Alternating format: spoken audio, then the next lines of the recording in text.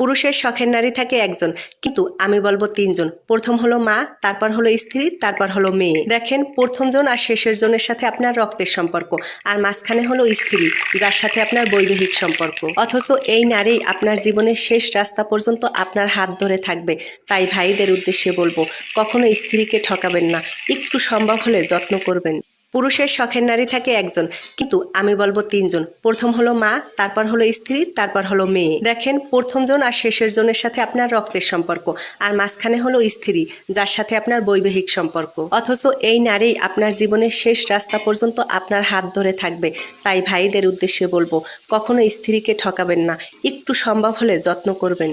পুরুষের শখের নারী থাকে একজন, কিন্তু আমি বলবো তিনজন। প্রথম হলো মা, তারপর হলো স্ত্রী, তারপর হলো মেয়ে। দেখেন, প্রথম জন আর শেষের জনের সাথে আপনার রক্তের সম্পর্ক, আর মাঝখানে হলো স্ত্রী, যার সাথে আপনার বৈবাহিক সম্পর্ক। অথচ এই নারী